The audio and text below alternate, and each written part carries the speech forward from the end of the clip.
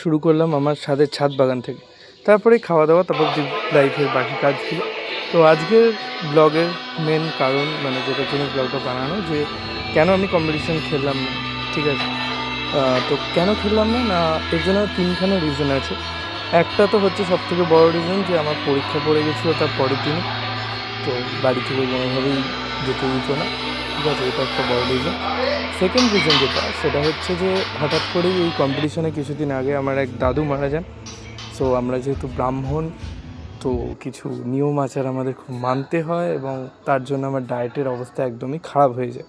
কোনো রকমের মাছ, মাংস, ডিম নয়, হলুদ ছাড়া খাবার দাবার এসব খেয়ে, মানে তোমরাই বলো না, এইসব খেয়ে কি আর জিমের মানে কম্পিটিশনের প্রিপারেশন নেওয়া যায়? ঠিক আছে, যাই হোক, এটা হলো সেকেন্ড রিজন।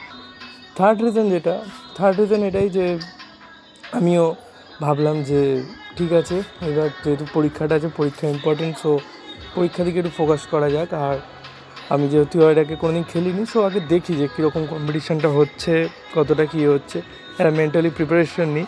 তারপর তো আসছে বছর আবার হবেই। তো ঠিক আছে, এইখানে এটাই শেষ নয়, এটা সবে শুরু। তো আসতে চলেছে আবার নতুন নতুন ভিডিও, আমার জিমের ভিডিও, আরও ভিডিও কোয়ালিটি এবং ভিডিওর অ্যাঙ্গেল, এগুলো ভালো করার আমি চেষ্টা করব। দেখতে থাকুন। টাটা।